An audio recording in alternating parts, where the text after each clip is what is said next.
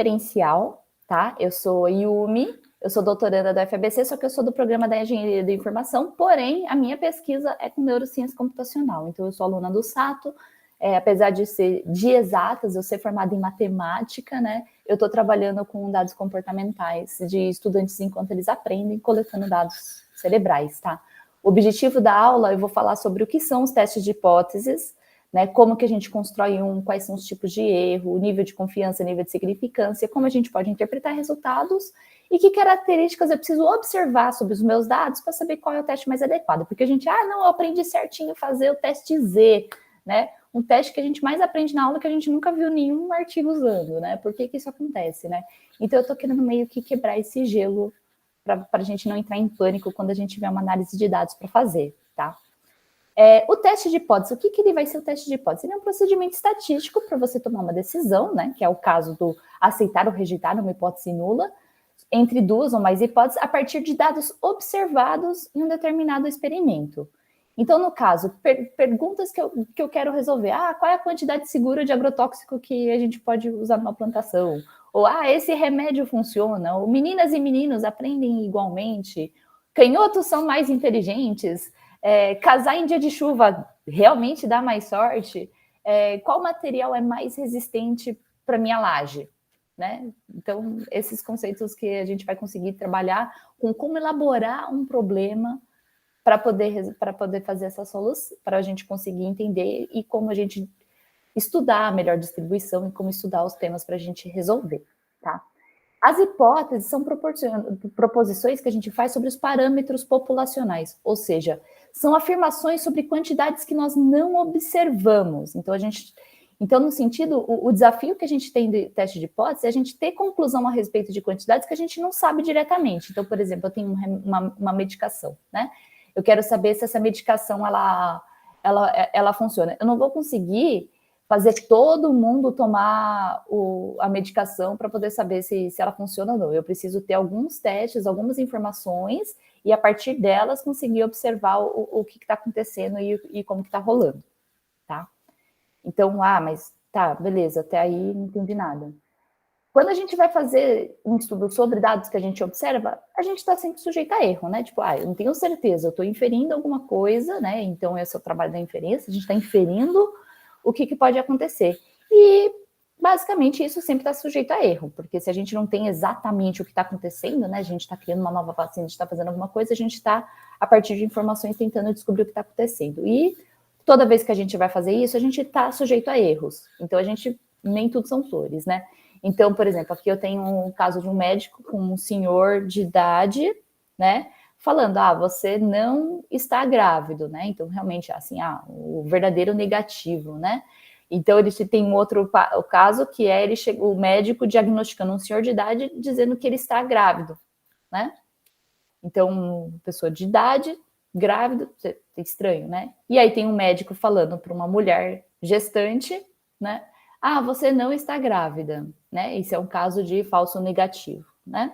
E o caso de verdadeiro positivo, né? É o você está grávida. Tá. Eu acho que algumas pessoas já devem ter visto essa piada no Facebook, em redes, né? Por que eu foquei nisso?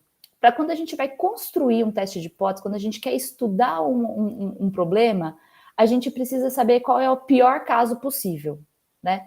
No caso de um médico diagnosticar um homem cis de idade como gestante, é um erro muito mais grave, né? Então, mas assim, dependendo do caso, se a gente estiver procurando no caso de saúde da mulher, né? Pode ser que para a mulher realmente pode ser pior ela receber um aviso de gravidez. Então, a gente tem que definir o que é o nosso erro mais grave. Então, a hipótese que vai ser testada, a gente vai chamar de hipótese nula. E a negação dessa hipótese é a hipótese alternativa. Tá, a gente já viu isso 15 mil vezes, mas e aí, como é que eu faço? Quem que eu chamo de hipótese alternativa? Quem eu chamo de hipótese nula? Eu já vi um exemplo, aí eu fiz exatamente o contrário e deu problema, por que deu errado com o meu teste, né? Então, o que a gente tem que pensar? O nosso desafio é que a gente está obtendo conclusões a respeito de quantidades que a gente não observou diretamente. Então, a gente não pode... a gente tem que sempre tomar cuidado para a gente evitar conclusões incorretas. Como a gente está sujeito a um erro, o que a gente tem que fazer? A gente tem que controlar o pior erro de todos, né? O caso mais catastrófico. Então, vamos lá, agora a gente vai construir uma usina nuclear. Mentira, a gente vai testar se uma usina nuclear é segura, analisando os parâmetros que ela tem, né? E eu quero saber o que eu posso ver ao olhar uma usina nuclear, quais são os cenários. Não faça em casa a usina nuclear, tá? O que a gente pode avaliar sobre uma usina nuclear? A gente pode concluir o meu estudo que a usina é segura e a usina realmente ser segura. Beleza, ótimo, é isso que eu queria. Eu posso concluir que a minha usina é insegura quando ela, na verdade, ela é segura, né? Isso é um problema. Tá, mas beleza, é um problema, é um erro. Meu teste tem um erro. Eu posso concluir que a usina é insegura e ela realmente ser insegura, tá? Então, beleza, o meu teste realmente identificou um problema e a gente evitou que ele acontecesse. E meu teste pode concluir que a usina é segura e ela ser insegura, o que seria uma solução catastrófica, né? Então, o que a gente vai fazer? A gente vai ver que o erro tipo 1, né, nos testes, né, por convenção, tá? Isso é uma convenção de todos os testes de hipótese, né? Que o erro tipo 1, ele é o erro que é mais fácil de controlar num teste. Então, o que a gente vai fazer? Quando a gente vai desenhar os cenários do que eu estou observando, eu tenho que fazer com que o erro tipo 1 seja o pior problema de todos, que é concluir que a minha usina é segura, sendo ela insegura. Isso, no ponto de vista, é o pior problema pensando em humanidade, né? Se a gente for de uma empresa de construção de usinas nucleares, o cara pode falar: ah, não, o pior caso é ela ser segura e me impedirem de construir e eu não vou ganhar dinheiro. Aí ele vai inverter o teste de hipótese dele, porque ele vai querer... O pior para ele é perder o dinheiro, dane-se as vidas depois, né? Isso é só divagando, né? Mas a gente vai focar aqui que a gente quer evitar catástrofes. Então, vamos concluir, né, que o erro tipo 1 é o pior caso, que é concluir que a usina é segura e ela ser insegura. Tá, como é que a gente vai montar o teste de hipótese em cima disso, né? Lembrando que o que a gente vai fazer? A hipótese que será testada é a hipótese nula. E a negação da hipótese é a alternativa. O que isso significa? Que para a gente controlar o erro tipo 1, né, a gente sempre vai tentar controlar o erro mais grave. E para isso, o que a gente vai fazer? A forma de obter resultado é tomar como hipótese que a usina é insegura, tá? Então, a gente vai testar se ela é insegura para ver se a gente consegue anular essa hipótese, né, para poder confirmar que ela pode ser verdadeira. Então, a gente sempre vai supor que vai dar merda, tá? Então, eu acho que é um jeito mais fácil da gente conseguir construir um teste de hipótese. Então, quando a gente vai falar da usina, eu até montei alguns cenários, né? Então, a hipótese nula, verdadeira, né? A usina é insegura. Então, aqui eu tenho 2 cenários da usina ser insegura. Um caso em que em que ela não foi rejeitada. Então, aqui eu estou dizendo, essa usina pegando fogo aqui, ela não pode, né? Ela é insegura, né? E aqui eu tenho falso positivo. Vocês estão vendo que eu estou deixando essa usina pegando fogo, estou dizendo que está tudo certo. Esse é o erro tipo 1, que é quando a hipótese nula é verdadeira. E ela é rejeitada, ou seja, eu estou dizendo que ela não é insegura, né? Então, aqui eu estou dizendo que está ok. Então, quando a gente constrói o teste de hipóteses, né, um jeito legal que a gente tem é conseguir identificar onde que vai dar merda, né? E aí a gente consegue ver. Então, a usina é segura é a minha alternativa, né? E a hipótese nula, que é o que eu quero acabar com ela, é o caso da usina ser insegura. Então, assim, a gente consegue ter uma noção de qual é a ordem, né, das hipóteses que a gente está construindo quando a gente vai fazer a construção de um teste de hipóteses, tá? O que vai ser o nível de significância? Quando a gente vai determinar, eu não coloquei as curvas aqui de propósito, tá, gente? Eu queria mais que a gente pegasse ideias de um jeito um pouco mais teórico para a gente conseguir construir de forma prática, tá? Quando a gente vai fazer, a gente vai sempre ver que o erro tipo 1 deve ser menor que um valor pré-determinado, né? Porque, assim, eu não consigo dizer, assim, que definitivamente não tem chance disso acontecer. Eu preciso ver até o nível que eu vou considerar aceitável, né? E aí, a partir disso, esse vai ser o meu nível de significância alfa. Eu vou querer, eu tenho uma probabilidade de rejeitar a hipótese nula quando eu não deveria. E o nível de significância vai ser isso. Ele é um valor que eu vou determinar como um limite para que essa coisa aconteça, né? Tipo, você pode estimar que isso vai dar certo, mas tem um limite. E esse é o que a gente vai chamar de nível de significância, que vai ser o alfa, tá? Então, quando a gente vai fazer uma pesquisa, quando a gente vai ver, a gente vê muito assim, considerando num nível de significância de 5%, o meu teste de hipótese está rejeitando, tá assim. Então, o nível de significância, ele é uma convenção que as pessoas adotam valores, né? Em geral, as pessoas usam 1%, 5%, 10%, basicamente porque é um número fácil de a gente conseguir comparar, a gente dificilmente, muito raro a gente vê alguém que está fazendo, considerando o alfa 6,1%, geralmente é gambiarra que a pessoa está fazendo para conseguir fazer isso, para poder não rejeitar a hipótese dela, tá? Mas assim, geralmente a gente vê alfa 1, 5 e 10%, mas isso é um valor pré-determinado conforme o tipo de estudo, né?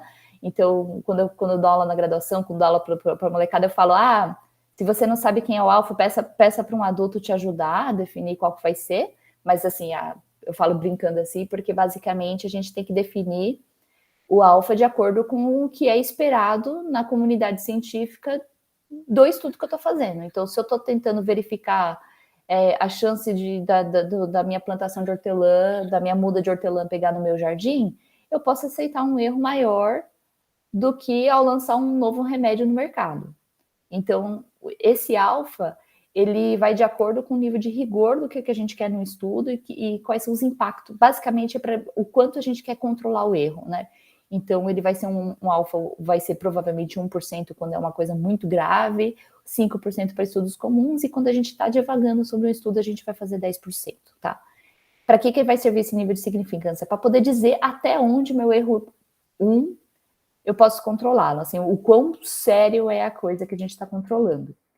E aí, junto com o nível de significância, a gente tem o nível de confiança, né? Que é a amplitude do intervalo de confiança que a gente tem na curva. Então, aqui eu tenho um exemplo, que é um teste bicaudal, né? Então, eu estou querendo avaliar a partir de um teste de hipótese, eu quero identificar onde que vai estar o que eu estou procurando. Então, por exemplo, se a probabilidade de rejeitar a hipótese nula, quando ela é verdadeira, é 10%, então a probabilidade de não rejeitar quando for verdadeira é 90%. Isso é basicamente, quando eu tenho 90% de confiança, eu tenho que a pesquisa eleitoral está indicando 45% numa margem de erro de X%. Então, o nível de confiança é o intervalo que eu estou aceitando como dentro eu não vou dizer dentro da normalidade, porque pode ter testes sobre curvas não normais também, mas é o que a gente está considerando aqui no meio, tá? Quando é um teste bicaudal, eu estou procurando verificar igualdades, né? Então, eu vou ter alfa 10%, então ele vai ter 5 para cada lado, né? E aí tem casos que eu vou dizer, aqui eu já vou falar sobre os testes, né? Um teste de hipótese, ele pode ser bicaudal, que eu vou ter Ontem eu estava tentando lembrar o nome de teste bicaudal em português, porque eu só vejo eu acabo estudando bastante referência em inglês, e aí eu estava perguntando para o marido como é que é o nome do teste de hipótese quando ele tem duas rabas em português, eu não lembrava que era bicaudal, eu estava falando que era o teste de duas rabas. Então, quando a gente tem um teste de duas rabas, né, o bicaudal, a gente vai ter o alfa, né, a gente vai ter metade dele para cada lado, né, e o meu nível de significância vai ser 1 menos alfa, né. E aqui eu vou ter um teste unilateral à esquerda, que é quando a minha hipótese eu quero uma média menor do que um determinado valor. Então, eu quero avaliar a hipótese de um número ser menor do que outro. Ele vai estar aqui.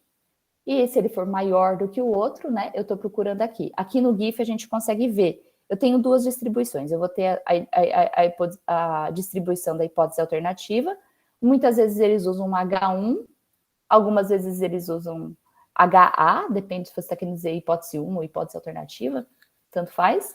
E eu tenho a distribuição sobre a hipótese 0.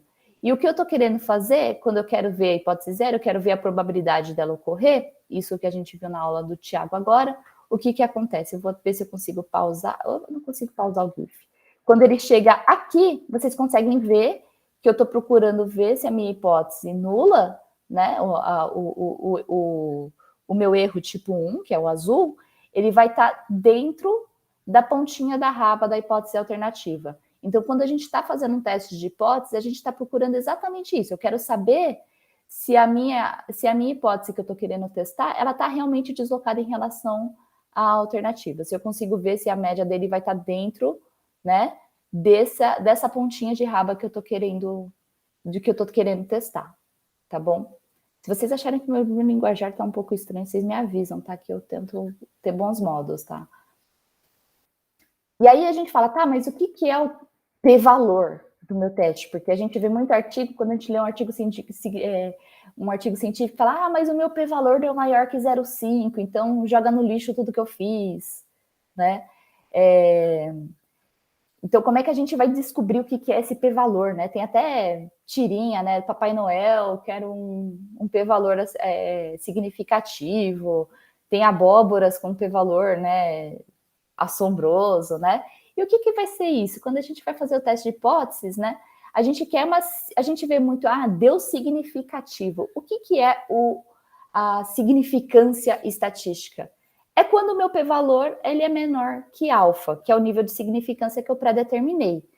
Né? Tem gente que fala assim, obviamente conceitualmente errado esse estudo, né? Mas, meu p-valor deu 7%. Beleza, então refaz estudo com alfa 10% que está dentro, né?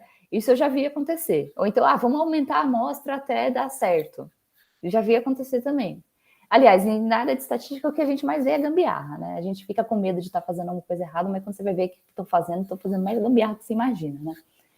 Então, o que vai ser o p-valor? Ele é a probabilidade de se obter uma estatística de teste igual ou mais extrema que a estatística observada quando a hipótese nula é verdadeira. Meu Deus, como é que a gente vai entender isso?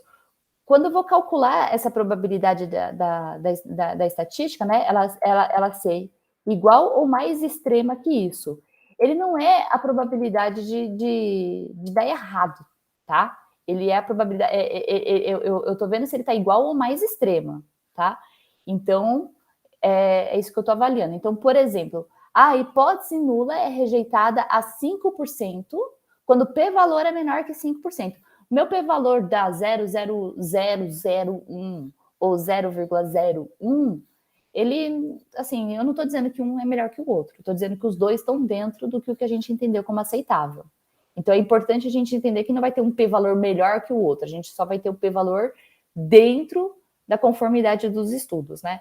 Quem é fã de estatística bayesiana, né, ou bem crítico a isso, né? Realmente, assim, a gente tem várias críticas, né, a respeito do p-valor por conta disso, né, que a gente não consegue estimar a probabilidade, né? Então, fica atento, né, que o p-valor não é a probabilidade da hipótese nula ser verdadeira. Isso confunde muita gente, porque eu só estou verificando se ele está dentro ou fora do que eu estabeleci na minha significância, tá? Então, é exatamente isso que eu estou fazendo. Então, a gente tem que ficar bem atento, né, que a gente tem um nível de confiança e a gente tem um nível de significância, que é a pontinha da raba. Quando eu falo que meu p-valor deu menos que 0,05, eu só estou dizendo que, no caso, eu estou afirmando que ele vai estar aqui dentro. Quem tiver dúvida, é só ficar assistindo esse GIF aqui. Eu assisti, quando eu estava estudando, eu assisti esse GIF umas 50 vezes, eu juro para vocês, para conseguir ter uma ideia do que era essa aceitação, tá? Então, como é que a gente vai construir na casa de vocês um teste de hipótese de forma segura, né? Sem precisar chamar a supervisão de um adulto, sem precisar se preocupar com muitas coisas. Quando a gente vai construir um teste de hipótese, primeiro, a gente vai determinar as hipóteses nula e alternativa. O que eu estou querendo testar? Eu quero testar se o nível de oxihemoglobina da pessoa que está estudando matemática no pré-frontal é maior do que a pessoa do que o nível de oxihemoglobina no pré-frontal de quando alguém está em repouso, por exemplo, né? Então eu vou construir minha hipótese nula e alternativa. Então, o que a gente vai fazer? Sempre quando a gente for analisar a hipótese nula, a gente vai ver o desastre, né? O que pode dar errado e qual é o meu erro tipo 1. Quando a gente olhar quais são os casos em que pode dar certo e pode dar errado, fica muito claro para a gente quem colocar no HA ou H1 ou o que colocar no H0, o que a gente está querendo controlar. E vai ter casos que a gente vai ver, nossa, eu acabei de estudar um exemplo que é bem parecido com o que eu estou fazendo e está invertido. Por quê? Por causa do erro tipo 1, que a gente tem que ver que é o mais sério que a gente vai controlar. Quando a gente tiver isso, a gente vai verificar os dados e o tipo dos dados que a gente tem para saber qual é o teste mais apropriado. Eu vou mostrar isso para vocês como a gente vai fazer isso, tá? Então, a gente vai, com isso, a gente vai escolher o teste, a gente vai executar o teste e computar o valor P, né? E aí a gente vai comparar o valor P com o nível de significância que a gente está analisando. E aí, com isso, vendo se o P-valor está dentro ou fora, a gente vai decidir se a gente rejeita a hipótese nula ou se não é possível rejeitar a hipótese nula. Eu não estou dizendo que o outro, quando a gente rejeita uma hipótese nula, eu não estou afirmando com certeza absoluta que o outro é alternativo. Estou dizendo que dentro de um nível de confiança eu posso aceitar que aquilo, eu posso dizer que aquilo é aceito, né? Então, quando a gente rejeita hipótese nula ou não é possível rejeitar hipótese nula, a gente tem que ver o que a gente está conseguindo montar com base nisso, ok? Então, é assim que a gente vai montar o nosso teste de hipótese, tá? Quando a gente vai fazer, eu peguei um exemplo aqui, a coordenação do Centro Acadêmico de Neurociência está buscando evidências para concluir que os alunos do curso de férias obtêm, em média, mais que 8 na prova de seleção no ingresso da pós-graduação. Então, o que seria a catástrofe? A catástrofe seria a galera vir fazer o curso, gastar horas e ir mal na prova. Por exemplo, eu coloquei 8 aqui, bem assim, vocês vão tirar 10 na prova, né? Então, a catástrofe seria a gente afirmar que o curso é bom para ir e o curso ser ruim, né? Então, essa seria a catástrofe, né? A gente não faria uma afirmação, a gente está divulgando esse curso que é ruim e pode ser que ele seja bom. Isso também seria um erro, mas não é o que a gente está procurando. A gente está querendo afirmar que o curso é bom, né? Então, a nossa hipótese que a gente quer testar é que a média é menor ou igual a 8, né? Então, o que isso significa? Se o H0 é rejeitado, a coordenação pode inferir que a média dos alunos é maior que 8, o curso é muito bom. Se o H0 não pode ser rejeitado, a coordenação não pode concluir que o curso eleva tanto assim o desempenho na prova, precisa de mais estudos. Por que eu estou dizendo isso? Se ele não pode ser rejeitado, eu não estou afirmando que ele é ruim. Eu estou dizendo que eu não posso concluir que ele me ajuda. Mas eu posso ver outros testes, ou rever o design do meu experimento, ou rever o que eu estou estudando para poder identificar. Às vezes a gente vai lá e descobre que os alunos tiram 7,9, 7,8, né? Então a gente tem que rever quais são as hipóteses que a gente quer testar, ok? E aí é assim que a gente vai redefinir os nossos ensaios e estudos de teste de hipótese, tá? Então, por que eu deixei bem claro para a gente como que a gente constrói, né? Eu fiz maior parte da minha aula ser com base na construção do teste de hipótese, né? Para a gente saber montar um e conseguir avaliar. Eu vou dar um mapa para vocês, eu já coloquei no Drive também para ajudar, tá? Tá, beleza, eu sei construir, mas que teste de hipótese eu devo usar? Beleza, tem algumas coisas que a gente tem que fazer para a gente olhar a cara dos nossos dados para poder saber o que fazer, tá? Primeiro, a gente tem que ver as características das variáveis que eu tenho. Se a minha variável é quantitativa, se ela é categórica, né? Se é quantitativa, se ela é contínua, se ela é discreta, se é categórica, ordinal, nominal ou binária, né? E eu consigo dar uma olhada sobre como que a gente vai escolher o nosso teste, né? Por quê? Porque quando tem variáveis contínuas, peso, altura, idade, tem um certo grupo de dados que a gente pode fazer, né? Se ela vai ser discreta, tem outros estudos que a gente consegue fazer, né? Então, eu meio que separei isso num mapa, né? Eu vou dar uma melhorada nele, porque tem algumas coisas que eu preciso melhorar a tradução, melhorar a explicação, né? Para ficar mais claro o que a gente está dizendo que é categórico, o que está dizendo como discreta, né? Nos experimentos que a gente está fazendo, tá? Como que a gente vai saber que testes usar? Primeiro, eu quero prever ou explicar uma variável em função da outra, ou então eu quero correlacionar as duas. Então, um exemplo, né? Eu quero saber como que está a média dos alunos no curso, ou eu quero saber se existe diferença entre quem fez o curso e quem não fez o curso, qual é a correlação. Ou então eu quero comparar grupos de homens e mulheres em uma determinada situação, né? Então, primeiro, a gente tem que saber se a gente quer explicar uma variável em função da outra, ou prever a função, né? Ou se a gente quer correlacionar duas coisas entre si. Aí eu quero saber se as minhas variáveis são categóricas ou se elas vão ser quantitativas, né? Se eu vou ter classes, né? Ou se eu vou ter numerinhos para a gente conseguir analisar, né? E aí eu vou saber quantas amostras eu tenho, tá? Quantas amostras você tem? Ah, eu tenho só o nível de oxihemoglobina das pessoas. Mas eu tenho do grupo que fez a minha aula de matemática e tenho o grupo que ficou dormindo durante o experimento, né? Então eu vou comparar quantas amostras eu tenho que eu quero estudar, né? E aí, se eu tenho mais de uma amostra, eu tenho amostras que são não pareadas, ou seja, independentes, né? Que são de situações distintas. E eu tenho amostras pareadas, dependentes ou emparelhadas, né? Eu coloquei aqui as palavras juntas para vocês saberem que é tudo a mesma coisa, né? Que é quando os elementos das amostras, elas provêm de indivíduos, né? Ou situações pareadas, como exemplo, antes e depois, comparação de gêmeos, casos em que a gente tem duas situações assim, por exemplo, a minha planta antes e depois da chuva, a mesma planta. Então, tem sempre a situação de antes e depois, ou então após tomar o remédio, ou antes do tratamento e depois do tratamento, né? Para conseguir comparar. E aí eu tenho as amostras pareadas, né? Quando a gente vai ter quando a gente vai analisar o mesmo cara, só que em situações distintas, tá? É diferente de eu analisar caras diferentes, então pessoas com uma determinada doença e o controle, que são as pessoas sem determinada doença, né? E aí depois, o que a gente tem que fazer? A gente tem que descobrir se os dados que a gente tem, a população que a gente tem, ela segue uma distribuição normal.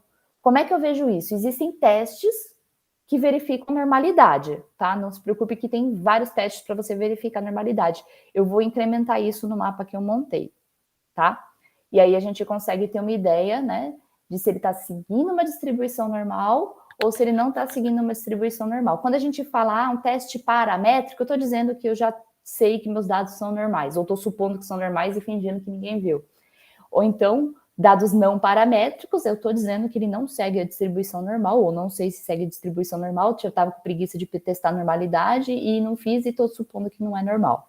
Por que isso? A distribuição normal, ela é uma curva bonitinha, que todo mundo conhece, simétrica, tem ali propriedades muito, muito bonitas, assim, que a gente consegue saber o quanto que tem de área, a gente consegue partir de mais informações para a gente conseguir fazer um estudo. Então, é por isso que as pessoas gostam tanto de curva normal.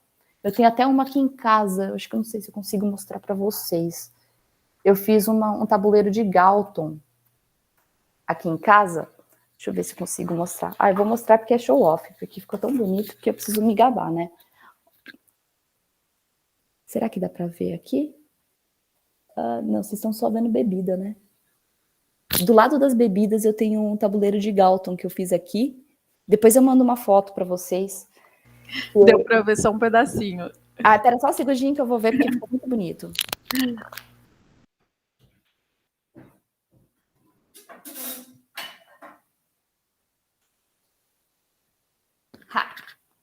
Nossa, ficou perfeito. Eu fiz essa máquina aqui, né, que é um tabuleiro, é um quadro que você gira ele, as bolinhas caem para cá e aí quando cai, ele cai seguindo uma distribuição. Como eu tô torta, né, ele vai fazer eu fiz com miçanga e madeira, né? Aí quando ele cai, eu vou segurar torto, ele não vai cair perfeito, né? Mas eu segurei torto, né? Então ele não fez uma curva normal, mas quando ele cai certinho, retinho, ele vai e monta uma curva próxima da normal, né? Ele vai montar a binomial, né? Que é a distribuição de probabilidade da aula do Tiago. Tá? Muito legal, muito legal. Isso eu fiz em casa. De rolha, quadro de vidro de lojinha de artesanato e montei. Tá? Então, a distribuição normal, ela permite, né, a gente ter mais noções, né, na distribuição, e por isso que ela é tão queridinha, né, dos estatísticos e todo mundo que trabalha com análise, né. Outra informação que é importante é identificar se a variância é conhecida, né. Só que tem um detalhe, todo mundo acha que, não, peraí, eu calculei a variância da minha amostra aqui, então eu conheço a variância. A gente tem que lembrar que a variância da população é conhecida. A gente não pode confundir com variância da amostra, tá? Então, isso é uma coisa importante, porque muita gente, não, eu estou fazendo um teste aqui, eu estou usando esse teste aqui para fazer... Tá, mas você conhece a variância? Eu calculei aqui. Não, não é isso. A gente está falando da variância da população. É muito difícil a gente conhecer a variância de uma população, tá? Em alguns estudos, né? Só casos que a gente tem uma população bem fechadinha e a gente, por algum motivo, tenha que trabalhar com uma amostra dessa população em vez da população inteira, tá? Então, é aquele caso da aula de estatística em que só funciona para vacas esféricas no vácuo, tá?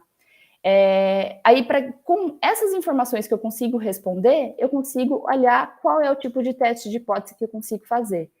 Então, esse mapinha aqui, eu montei isso aqui, eu passei o dia inteiro fazendo, tá? O que eu quero fazer com a minha amostra? Eu quero prever ou explicar algo ou eu quero achar uma correlação? Eu quero achar uma correlação. As minhas variáveis são quantitativas ou eu vou ter categóricas? Teste aqui quadrado. É quantitativo. Tá, eu tenho dados não normais ou tenho dados normais? Dados não normais, eu uso correlação de Spearman. Eu tenho que é normal, correlação de Pearson. Eu quero prever ou explicar algo. Mas é categórico. Mas a minha saída, o que eu estou querendo prever também é categórico. Eu estou querendo prever se, dado o desempenho de matemática... dado se o aluno passou ou não de ano, se ele é homem ou mulher, né? Tá, aí você faz o teste aqui quadrado, por exemplo, tá? Então, é o mesmo caso aqui, que aqui, às vezes, a pessoa está dizendo que ela quer prever, explicar, mas categórico com categórico, né? Com saída discreta, a gente vai ver o aqui quadrado. E aí eu tenho, se eu quero prever ou explicar algo para quantitativo, saída categórica, eu faço uma regressão logística. Se eu quero prever um número quantitativo, a minha saída é quantitativa, eu quero prever um número, eu quero saber qual, com base nas notas das listas de exercícios, né, que nota que ele vai provavelmente tirar na prova final, né? Aí eu tenho, se eu quero um preditor, é a regressão simples, se eu tenho mais de um preditor, eu vou fazer uma regressão múltipla, tá? E aí, com a saída quantitativa, se eu tenho uma amostra, duas amostras ou três amostras, se os meus dados seguem uma distribuição normal ou não normal, aqui vai entrar a vaca esférica no vácuo. Se eu tenho uma amostra, meus dados são normais, desvio ou variância da população é conhecida e a minha amostra é grande o suficiente, isso é bem polêmico, né? Porque tem gente que fala, o que é amostra grande? Meu número é maior que 30, meu número é maior que 40. Isso é meio que arbitrário, mas é porque existem alguns estudos avaliando que quando a gente tem um N grande, né, o z-teste, o t-de-student, ele vai dar na mesma, né? Então, mas aí você fala, mas se eu estou fazendo tudo isso, por que eu não aplico o teste T direto? É o que a gente faz, né? Então, porque raramente a gente conhece a variância também, tá? Então, quando a gente vai falar de uma amostra menor, né, a gente já aplica o t-de-student também. Então, quando a gente tem o desvio e variância da população desconhecida, o t-de-student, tá? Se meu dado é não normal, se eu conheço a população é simétrica, eu conheço a mediana dela, eu tenho o teste de Wilcoxon para uma amostra. Se a população é assimétrica, eu não conheço a mediana. Isso é interessante, porque é muito raro a gente ter, assim, achar, né, casos em ensaios experimentais, a gente achar a população assimétrica, mas às vezes acontece, né? E é bem comum, e a gente tem que fazer teste. E a gente já viu muitos artigos de gente que tinha uma população que era realmente assimétrica e precisavam... E o pessoal aplicou um teste T para poder avaliar e acaba saindo desastre, porque se você tem uma acumulada maior de uma área do que da outra, né, a gente vai ter dificuldades, né? Se a gente tem amostras pareadas ou não pareadas, né? Pareado é o que eu comentei com vocês, né? Se a gente está com dados dependentes, né? Se a gente tem um antes e um depois, ou o mesmo cara sendo experimentado, ou então grupos de gêmeos, que eu estou querendo comparar um gêmeo com o outro, né? Dentro de uma população, né, a gente vai ter pareados, né, normal e não normal, e a gente consegue estudar. Então, com essas perguntinhas, né, o que eu achei mais importante para a aula de hoje, né, eu pensei muito mais a gente conseguir saber que características a gente tem que olhar nos dados e ter ideia e revisar tudo que a gente aprendeu, um pouquinho de probabilidade, o que a gente pegou de conteúdo de variância, o que é populacional, o que é amostral, e a gente olhar para a cara dos dados que a gente tem no dia a dia, né, olhar o que eu coletei, para eu saber o que eu tenho que fazer.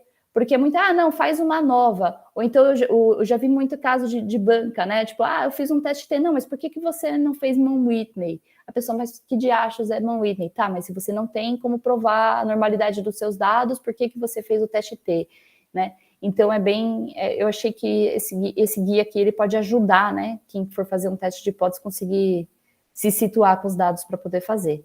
Eu ainda vou colocar algumas coisas nele depois, que eu vou colocar, tipo, umas sugestões de análise, né? Eu vou fazer um guia para poder, como é que eu vou testar a normalidade, como é que eu verifico a variância, como é que eu vou verificar se a minha variância é diferente, né?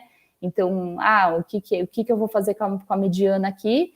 E eu também tenho em código, né? Todos esses testes em Python e em R. Eu vou ver se eu consigo esse final de semana montar para vocês. Bom, agora prometi, eu vou ter que fazer, né? Montar para vocês esses testes aqui para a gente conseguir ter para ter mais material para trabalhar, né? Para a gente só substituir os dados e brincar com eles, tá?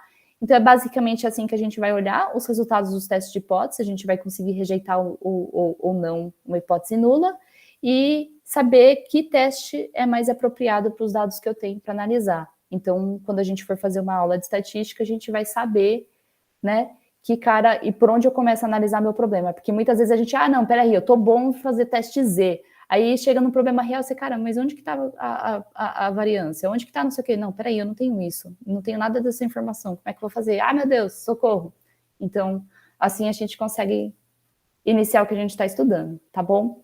E obrigada, pessoal, por invadir o horário de almoço de vocês, para vocês conseguirem pegar o conteúdo. Eu imagino que tá todo mundo com fome. Ainda mais para uma aula de estatística antes de almoço, eu realmente aprecio a força de vontade de vocês para prestar atenção no que eu estou falando, tá? Amanda, sério, essa aula foi perfeita. Você não tem ideia. Eu que estou aqui, gente, ela fez isso tudo. O tanto que essa tabela ajuda. Você não tá entendendo. Eu amei sua aula. Eu estava até conversando aqui com o Thiago no privado. Gente, tá perfeito. Realmente eu tô impressionada. Eu agradeço demais por essa aula. Eu vou rever essa aula, vou fazer tudo. Já que você falou que vai fazer os testes, vou cobrar, porque pode cobrar. Ficou incrível, de verdade. Eu tô apaixonada nessa aula sua. Então, e a maior parte do trabalho foi brigar com o marido, né? Porque eu falei, não, olha só, gente, que vocês estão errando. Olha, ele pedi para ele o conteúdo de como ele ensina. Meu Deus, você ensinou isso para os alunos de humanas, olha, coitado deles. Tadinho. E ele é um ótimo professor, assim, ele é um excelente professor, e eu mesmo assim fiquei xingando, coitado. Ele me ajudando a montar a aula e eu xingando, coitado, eu falei, não, peraí, a gente tem